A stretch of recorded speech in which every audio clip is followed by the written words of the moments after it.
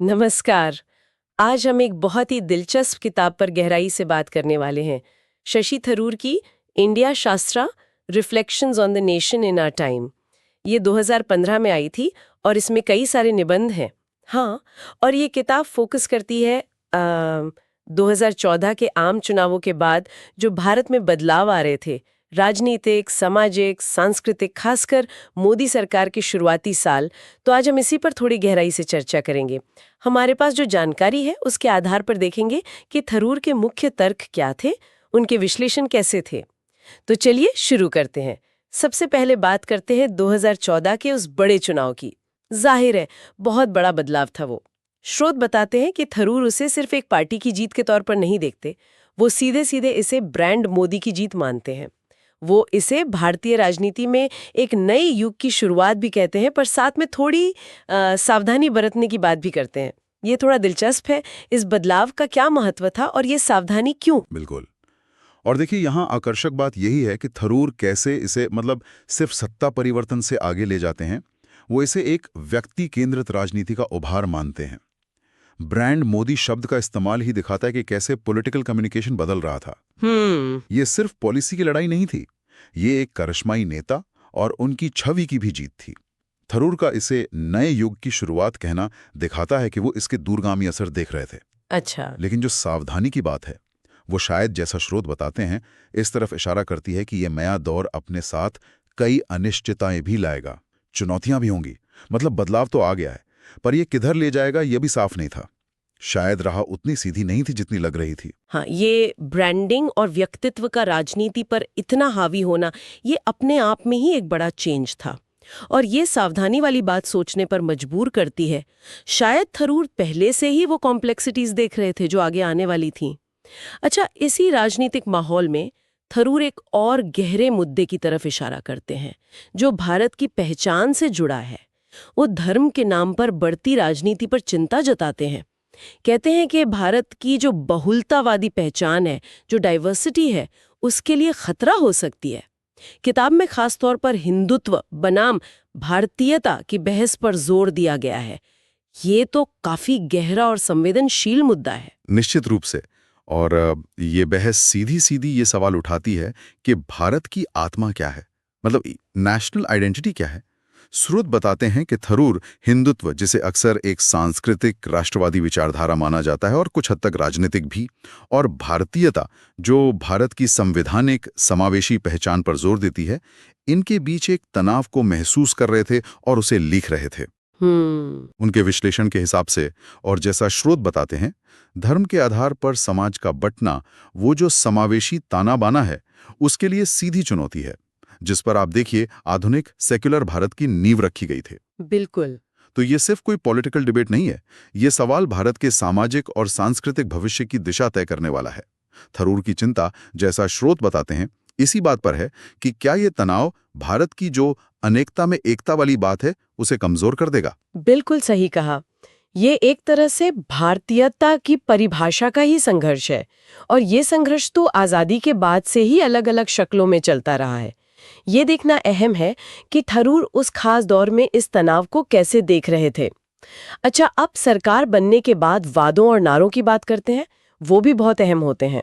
थरूर अपनी किताब में सरकार के एक बहुत चर्चित नारे, मिनिमम गवर्नमेंट मैक्सिमम गवर्नेंस, इसकी भी समीक्षा करते हैं। हाँ, वो नारा उठाते हैं कि क्या ये सिर्फ एक अच्छा लगने वाला नारा ही था या इसे जमीन पर उतारने की कोशिश भी हुई? क्या लगता था उन्हें? हाँ, ये देखिए, शासन के वादों और असलियत के बीच जो गैप होता है ना, ये उसका एक क्लासिक उदाहरण है जिस पर थरूर ध्यान दिलाते हैं। स्रोत बताते हैं कि थरूर इस नारे को लेकर थोड़े, कह सकते हैं, स्केप्टिकल थे, संशय में थे। वो पूछते हैं कि भाई, मिनिमम गवर्नमेंट का मतलब क्या सिर्फ सरकारी दखल कम करना था, या इसका मतलब एडमिनिस्ट्रेटिव रिफॉर्म्स, लाल पीता शाही कम करना, डिसीजन मेकिंग तेज करना, ये सब भी था? हाँ, ये सब भी तो होना चाहिए। बिल्कुल। और क्या वाकई मैक्सिमम गवर्नमेंट, बेहतर और असरदार शासन, लोगों तक पहुंचा? उनका विश्लेषण इसी बात पर जोर देता है कि सिर्फ नारा देना काफी नहीं होता, उसको लागू करना कहीं ज्यादा मुश्किल और पेचीदा काम है। सही बात। ये सिर्फ एफिशिएंसी का सवाल नहीं है, ये सरकार के रोल, उसकी प्राथमिकताओं और आम आदमी की जिंदगी पर उसके असर का भी सवाल है। स्रोत बताते हैं कि थरूर इन सवालों के प्रैक्टिकल पहलुओं को देखते हैं, जिससे पढ़ने वाला भी सोचने पर मजबूर होता है कि भाई ऐसे दावों को परखा कैसे जाए। ये बहुत जरूरी पॉइंट है। नारे अक्सर उम्मीदें जगाते हैं, पर असली टेस्ट तो अमल में ही होता है। थरूर का ये सवाल उठाना उस वक्त की गवर्नेंस पर एक जरूरी टिप्पणी थी। चलिए, अब थोड़ा देश की सीमाओं से बाहर देखते हैं। अंदरूनी शासन के साथ साथ विदेश नीति भी किसी भी नई सरकार के लिए एक बड़ी प्राथमिकता होती है। हाँ, जाहिर है। स्रोत बताते हैं कि इंडिया शास्त्र में भारत की बदलती ग्लोबल इमेज, पड़ोसी देशों के साथ रिश्ते और प्रधानमंत्री मोदी की शुरुआती विदेश यात्राओं का भी विश्लेषण है। उस मोर्चे पर थरूर के क्या मुख्य ऑब्जर्वेशंस थे? देखिए, विदेश नीति का विश्लेषण इसलिए जरूरी है क्योंकि ये दिखाता है कि नई सरकार दुनिया में भारत की जगह को कैसे देख रही थी और उसे कैसे बनाना चाहती थी। जैसा कि स्रोत बताते हैं, थरूर प्रधानमंत्री मोदी की शुरुआती विदेश नीति में एक नई एनर्जी और एक मुखरता देखते हैं, खासकर पड़ोसी देशों के साथ संबंधों को प्राथमिकता देना, वो नेबरहुड फर्स्ट पॉलिसी। हाँ। और दुनिया के बड़े मंचों पर भारत के रोल को एक्टिवली बढ़ाना। किताब इन शुरुआती कदमों का जायजा लेती है, जैसे शपथ ग्रहण समारोह में सार्क नेताओं को बुलाना, अलग अलग देशों की यात्राएं, प्रवासी भारतीयों के साथ बड़े कार्यक्रम। हाँ, वो काफी चर्चा में रहे थे। जी, तो थरूर विश्लेषण करते हैं कि इन कोशिशों का भारत की ग्लोबल इमेज और उसके स्ट्रेटेजिक हितों पर क्या असर पड़ रहा था। हालांकि स्रोत ये भी बताते हैं कि थरूर कुछ पहलुओं पर सवाल भी उठाते हैं या संभावित चुनौतियों की ओर इशारा करते हैं, जो दिखाता है कि फॉरेन पॉलिसी चलाना कितना कॉम्प्लेक्स काम है। ये उस समय के जियोपॉलिटिकल माहौल में भारत की महत्वाकांक्षाओं और वास्तविकताओं का एक बैलेंस नजरिया देने की कोशिश है। हाँ, मोदी सरकार की शुरुआती विदेश नीति वाकई काफी डायनामिक थी और खूब चर्चा में रही थी। ये जानना दिलचस्प है कि थरूर ने इसे कैसे एनालाइज किया। अच्छा, अब एक ऐसे मुद्दे पर आते हैं जो शायद आज के समय में और भी ज्यादा रिलेवेंट हो गया है। ये किताब उस वक्त भी मीडिया, खासकर सोशल मीडिया के बदलते रोल और विचारों की लड़ाई पर टिप्पणी करती है। हाँ, ये बहुत अहम है। स्रोत इस बात पर जोर देते हैं कि थरूर ट्रोल आर्मी, भक्त संस्कृति और जो स्वतंत्र विचार हैं, उन पर कथित हमलों जैसे मुद्दों पर चिंता जताते हैं। ये तो 2015 के हिसाब से काफी आगे की सोच लगती है। बिल्कुल, ये वाकई दूरदर्शी बात है। और दिलचस्प ये है कि थरूर उस समय ही ये पहचान रहे थे कि पब्लिक डिस्कोर्स यानी सार्वजनिक बहस का मैदान कैसे बदल रहा है, खासकर डिजिटल दुनिया में। स्रोत के अनुसार थरूर ट्रोल आर्मी मतलब ऐसे ऑर्गेनाइज्ड ऑनलाइन ग्रुप्स जो किसी व्यक्ति या विचार के खिलाफ कोऑर्डिनेटेड तरीके से अभद्र भाषा या धमकियों का इस्तेमाल करते हैं, इसके उभार पर चिंता जताते हैं। साथ ही वो जिसे भक्त संस्कृति कहते हैं, यानी किसी नेता या विचारधारा के प्रति बिना शर्त, बिना आलोचना के और अक्सर आक्रामक तरीके से समर्थन, उस पर भी सवाल उठाते हैं। जी, थरूर का विश्लेषण ये दिखाता है कि कैसे सोशल मीडिया का इस्तेमाल असहमत आवाजों को दबाने, बहस को पोलराइज करने और एक तरह की वैचारिक घेराबंदी करने के लिए हो रहा था।